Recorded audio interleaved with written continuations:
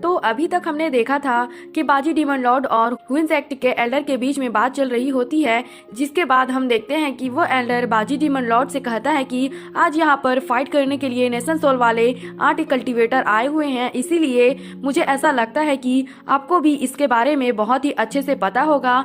लेकिन क्या इसके बाद भी आपने डिसाइड कर लिया है कि आप उसे प्रोटेक्ट करना चाहते हैं? जिसके बाद यहाँ से इस एपिसोड की शुरुआत होती है। तो एपिसोड की शुरुआत में हम देखते हैं कि बाजी डीमन लॉर्ड को इनके बारे में कोई भी चिंता नहीं होती और फिर वो इनसे कहने लगता है कि क्या इस तरह से तुम मुझे धमकी दे रहे हो, क्योंकि वैसे भी आज मैं यहाँ पर किसी को भी नहीं मारना चाहता। जिसके बाद हम देखते हैं कि इसके ऐसे बातों से वो एल्डर इसके ऊपर काफी गुस्सा हो जाता है और अब इस तरह से वो इसके ऊपर अटैक करने के लिए अपने किसी पावर को एक्टिवेट करने लगा था। और फिर हमें पता चलता है कि यह तो असल में 9 नेदर ब्लैक आइज फॉर्मेशन है। इसके बाद हम देखते हैं कि वह तुरंत अपने इस पावर का यूज करके बाजी डीमन लॉर्ड के ऊपर अटैक भी कर देता है। वहीं दूसरी तरफ हम देखते हैं कि लीगू अब इस बात से बहुत ही ज्यादा खुश होकर वहीं पर भांगड़ा करने लगता है और कहने लगता है कि अब तुम इसके पावर के सामने कुछ भी नहीं कर पाओगे। अब इसके वजह से उसे ऐसा लगने लगा था कि वो यहाँ से आज़ाद हो जाएगा, लेकिन तभी हम देखते हैं कि बाजी डीमन लॉर्ड ने इनके अटैक को बहुत ही आसानी से रोक लिया होता है, जिसके दौरान उसने अपने पावर का यूज करके इनके कई लोगों को जख्मी भी कर दिया था। और फिर इनसे कहने लगता है कि असल में तुम्हारे सेक्टर के साथ में हमारी थोड़ी सी फ्रेंडशिप है और इसीलिए मैं तुम्हारे ऊपर अटैक करके तुम्हारे सेक्टर को ऑर्फन नहीं करना चाहता। लेकिन इसी के साथ वो इनसे कहता है कि मैंने काफी समय से किसी को भी नहीं मारा है और इसीलिए अगर अभी भी तुम नहीं माने तो मैं तुम सबको यहाँ पर पूरी तरह से बर्बाद कर दूंगा। इसके बाद हम देखते हैं कि इसके ऐसे ताकत को देखकर सभी पूरी तरह से हैरान हो गए थे और वो एल्डर कहने लगता है कि यह सीनियर तो असल में ट्रांसफॉर्मेशन स्टेज में है और वो अपने लोगों से कहता है कि जल्दी से तुम टेलीपोर्टेशन फॉर्मेशन को एक्टिवेट करो। लेकिन तभी हम देखते हैं कि वे यहाँ पर ऐसा कुछ भी करने में कामयाब नहीं हो पाते, क्योंकि बाजी डीमन लॉर्ड ने तुरंत अपने पावर का यूज करके इनके ऊपर अटैक करना स्टार्ट कर दिया था, जिसकी वजह से अब इनमें से कोई भी इसके पावर को रोकने के लिए कुछ भी नहीं कर पाता। और इस तरह से हम देखते हैं कि बाजी डीमन लॉर्ड ने इन सभी को बहुत ही आसानी से मार दिया था।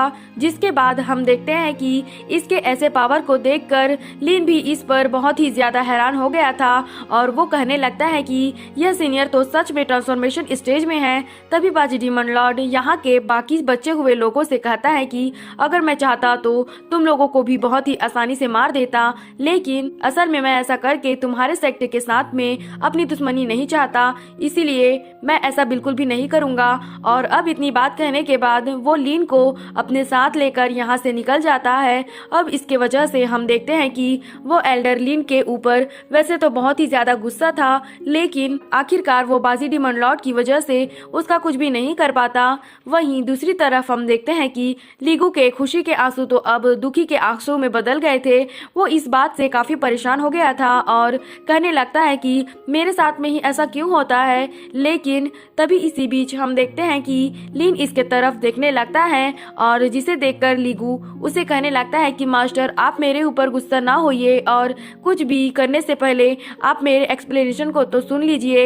इसके बाद वो उससे कहता है कि जब मैं छोटा था तो घोस्ट से ऑब्सेस था और इसीलिए मैं अब इसके लिए बहुत ही ज्यादा रिग्रेट कर रहा हूँ। लेकिन तभी लीन उससे पूछता है कि क्या तुम्हारे पास में तोगिन सेक्ट से कांटेक्ट करने का कोई और भी रास्ता है, क्योंकि मैं चाहता हूं कि अगर है तो चलो हम इसे एक साथ में यूज करते हैं। तब इसकी ऐसी बात सुनकर लीगू समझ जाता है कि असल में लीन को तो इसके बारे में बहुत ही पहले से पता था और असल में उसने ऐसा जानबूझकर किया है। तभी बाजी डीमन लॉर्ड लीन से कहता है कि यह दूसरी बार है जब मैंने तुम्हारी हेल्प की है, इसीलिए मुझे ऐसा लगता है कि हमारे बीच में जो दुश्मनी थी वह पूरी तरह से सेटल हो गई है। अब इतनी बात कहने के बाद वो उसे कहता है कि मुझे पता है कि तुम मेरे साथ में चालाकी करना चाहते हो और इसीलिए मैं तुम्हें बता देना चाहता हूँ कि अब तुम मेरे साथ में चालाकी करना बंद कर दो, क्योंकि मेरे हाथों से बचकर निकल पाना पूरी तरह से इम्पॉसिबल है। जिसके बाद हम देखते हैं कि लिन भी इसकी बात मानने के लिए रेडी हो गया था और फिर उससे कहता है कि मैं अब ऐसा करने की हिम्मत बिल्कुल भी नहीं करूंगा। अब इसकी ऐसी बात सुनकर बाजी डीमन लॉर्ड सोचने लगता है कि उसने जानबूझकर तोगिन सेक्ट के लोगों को यहाँ पर अट्रैक्ट किया और इस तरह से उसने मेरे हाथों से अपने दुश्मनों को मरवा दिया। अब इसके वजह से वो समझ जाता है कि यह लड़का तो सच में बहुत ही टैलेंटेड है और इसीलिए ऐसा लगता है कि वह डीमन को कल्टीवेट करने के लिए बहुत ही अच्छा है।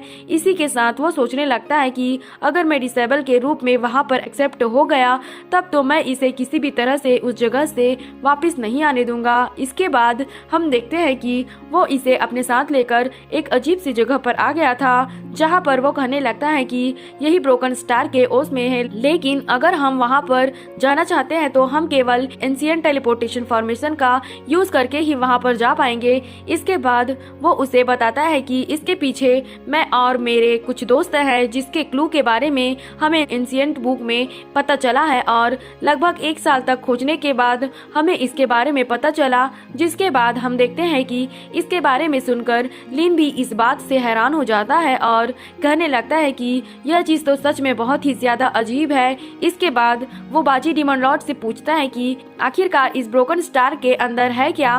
तब इस पर बाजी डीमन लॉर्ड उससे कहता है कि यह एंशिएंट को बॉडी को कनेक्ट करने वाला एक पैसेज है। जिसके बाद हम देखते हैं कि एक और मास्टर भी यहाँ पर आ गया था और वो कहने लगता है कि यह एंशिएंट गॉड एग्जिस्टेंस के कंपेरेबल में है और असल में उनकी पावर बहुत ही हाई लेवल में पहुंच गई है। इसके बाद वो लिन से कहता है कि तुमने इसके बारे में कभी भी नहीं सुना होगा। तभी बाजी डीमन लॉर्ड चुपके से लिन से कहता है कि ये आदमी असल में एंशिएंट टेम्पलर है और जिसने की अनगिनत सिटी को पूरी तरह से बर्बाद कर दिया था। इसी के साथ वो इसे बताता है कि वह डीमन कल्टीवेटर्स में से बहुत ही फेमस है। जिसके बाद हम देखते हैं कि वो मास्टर अचानक से अपने पावर का यूज करके लिन के ऊपर अटैक करने लगता है, जिसे देखकर लिन भी इसका सामना करने के लिए रेडी हो गया था और फिर वो किसी तरह से अपने पावर का यूज करके उसके ऊपर अटैक करने लगता है। तभी इसी बीच हम देखते हैं कि बाजी डीमन लॉर्ड भी इसके सामने आकर अपने पावर का यूज करके इसके पावर को रोक देता है और फिर उसे बताता है कि यह लड़का 3rd लेवल को पास करने के लिए बहुत ही इम्पोर्टेंट है, इसीलिए मैं चाहता हूँ कि तुम इसके साथ में कुछ भी करने की कोशिश ना करो। यह सुनकर वो एंशिएंट टेम्पलर उससे कहता है कि क्या तुम इसके बारे में पूरी तरह से श्योर हो, और फिर कहने लगता है मैं भी जानना चाहता हूँ कि तुम इस जूनियर को एंशिएंट गॉड के लाइन में लेकर यहाँ पर आए हो तो आखिरकार इसका मतलब क्या है। इसके बाद हमें बाजी डीमन लॉर्ड से पता चलता है कि वह तो 6 डिजायर्स का डीमन किंग है, जो कि डीमन कल्टीवेटर सी के 7 सिटीज में से एक सिटी लॉर्ड है। और उसी के साथ हमें पता चलता है कि वो अपने पावर का यूज करके लोगों के माइंड को इफेक्ट कर सकता है। जिसके बाद वो डिजायर डीमन किंग लिन से कहता है कि अगर तुमने सच में 3rd लेवल को पास कर लिया। तब इसकी ऐसी बात सुनकर लिन इसके लिए उसे थैंक यू कहता है। तभी बाजी डीमन लॉर्ड कहने लगता है कि मंग तुओजी अभी तक भी यहाँ पर नहीं आया है और इसीलिए मैं तो यह भी नहीं जानता कि वो ट्रॉल से बच पाया भी है या नहीं। लेकिन तभी इसी बीच हम देखते हैं कि मंग तुओजी भी एक ज्वाइंट फ्रॉग के साथ में यहाँ पर आ गया था और कहने लगता है कि मैं भी पूरे ट्रॉल कनन को दफन होते हुए देखना चाहता हूँ। इसके बाद हम देखते हैं कि मंग तुओजी ज्वाइंट फ्रॉग के मुंह से बाहर आता है। तभी इसी बीच इनमें से कोई कहने लगता है कि मैं नहीं जानता कि लिट यान उसे निगल गया था और इसीलिए आखिरकार उसके ऊपर इसका क्या असर होगा। वहीं दूसरी तरफ हम देखते हैं कि लिन भी इन सारे चीजों के वजह से काफी परेशान होता है। तभी बाजी डीमन लॉर्ड कहता है कि अब तो सभी लोग यहाँ पर आ गए हैं और इसीलिए मुझे ऐसा लगता है कि अब हमें इसे स्टार्ट कर देना चाहिए। इसके बाद हम देखते हैं कि उसने अपने पास से बेस्ट स्पिरिचुअल स्टोन को भी बाहर निकाल लिया था, जिसे देखते ही लिन पूरी तरह से हैरान हो जाता है। तब एंशिएंट टेम्पलर उससे कहने लगता है कि पूरे सुजाकू प्लेनेट के ऊपर बेस्ट क्लास वाली स्पिरिचुअल स्टोन बहुत ही कम है और इसीलिए यह बात पूरी तरह से नॉर्मल है कि शायद तुमने इसे कभी नहीं देखा होगा। इसके बाद बाजी डीमन लॉर्ड कहता है कि मैं इस बार 4 बेस्ट स्पिरिचुअल स्टोन लेकर आया हूँ और बड़े अफसोस की बात है कि यह फॉर्मेशन मेरे चारों स्पिरिचुअल स्टोन को निगल जाएगा। अब इतनी बात कहने के बाद हम देखते हैं कि वो अपने चारों बेस्ट स्पिरिचुअल स्टोन को यहाँ पर सेटअप कर देता है, जिसके वजह से यहाँ का फॉर्मेशन अब एक्टिवेट होने लगा था। लेकिन तभी इसी बीच हम देखते हैं कि यहाँ के बाकी लोग भी अपने बेस्ट स्पिरिचुअल स्टोन को इसके अंदर लगाने लगे थे, जिसके वजह से यह फॉर्मेशन देखते ही देखते पूरी तरह से एक्टिवेट हो जाता है। और अब इस तरह से इसके अंदर से बहुत ही शानदार पावर बाहर आने लगी थी। तो क्या आपको लगता है कि लिन इनके हाथों से बचकर यहाँ से निकल पाएगा? इसके लिए कमेंट करके जरूर बताना। और अगर आप अगला एपिसोड भी देखना चाहते हो तो हमारे चैनल को सब्सक्राइब और लाइक जरूर करना। Thanks for watching.